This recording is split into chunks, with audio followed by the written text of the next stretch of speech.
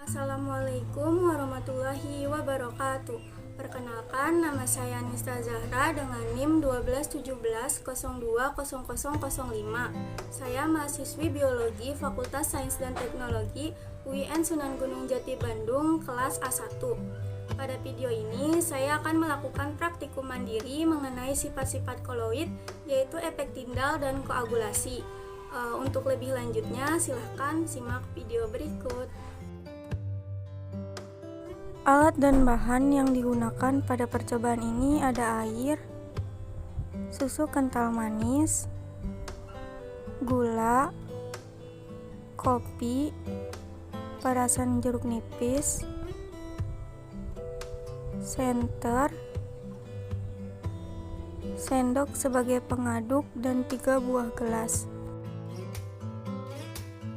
Langkah yang pertama, siapkan 3 buah gelas.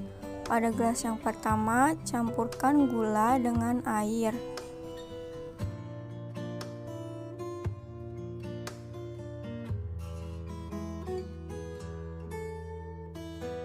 Lalu diaduk hingga tercampur.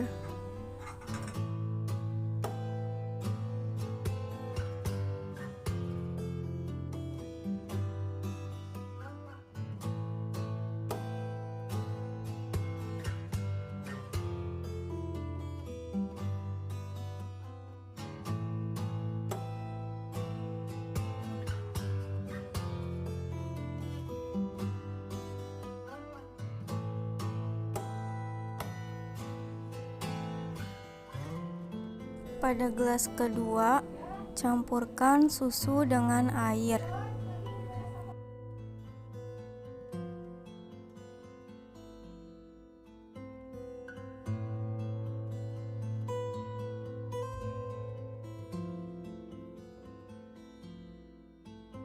Lalu diaduk hingga tercampur.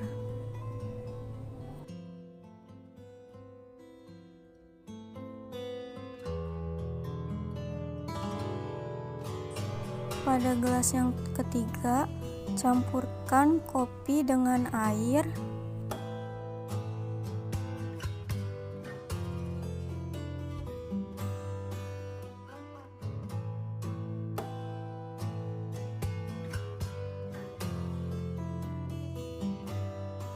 Lalu diaduk hingga tercampur merata. Kemudian, ketiga campuran tersebut dibandingkan secara fisik.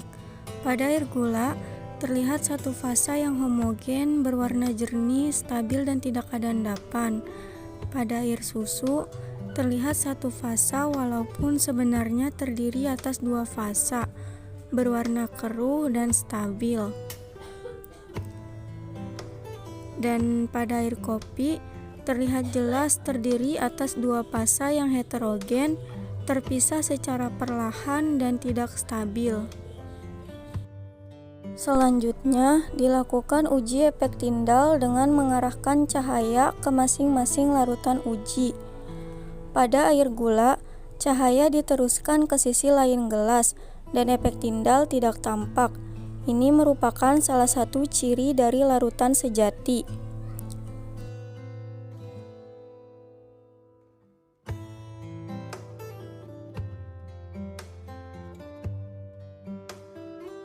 Pada air susu, cahaya tidak dapat diteruskan ke sisi lain gelas, tetapi cahaya dihamburkan ke segala arah oleh partikel, yang membuktikan bahwa adanya efek tindal yang terjadi.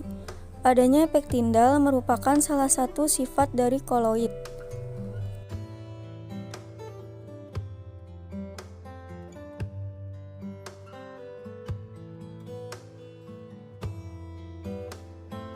Pada air kopi, cahaya tidak diteruskan ke sisi lain gelas, yang mana merupakan salah satu sifat dari suspensi.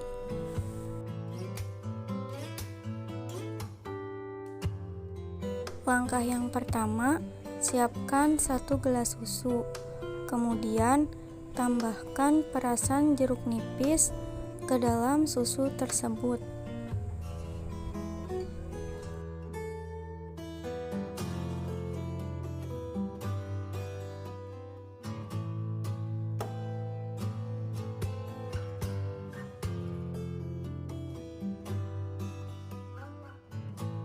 lalu aduk hingga tercampur merata.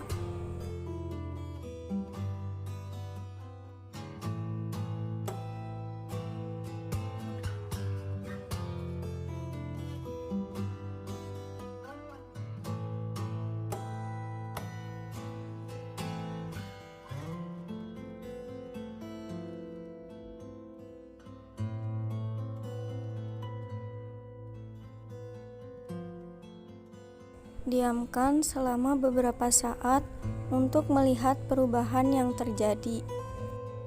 Setelah didiamkan, terlihat bahwa adanya gumpalan pada susu. Penggumpalan terjadi karena pengaruh penambahan asam, yang dimana di sini adalah jeruk nipis, yang menyebabkan protein susu terhidrolisis dan terdenaturasi sehingga membentuk gumpalan, atau bisa disebut juga sebagai proses koagulasi. Dari percobaan tadi dapat disimpulkan bahwa yang pertama, sistem koloid bila dikenakan seberkas cahaya, maka cahaya akan dihamburkan. Sedangkan larutan sejati bila dikenakan seberkas cahaya, maka cahaya tersebut akan diteruskan. Penghamburan cahaya oleh larutan koloid membuktikan bahwa adanya efek Tyndall yang terjadi. Pada percobaan yang kedua, susu merupakan jenis koloid berupa emulsi. Jika diberi asam, maka akan terjadi koagulasi pada susu, membentuk gumpalan-gumpalan susu.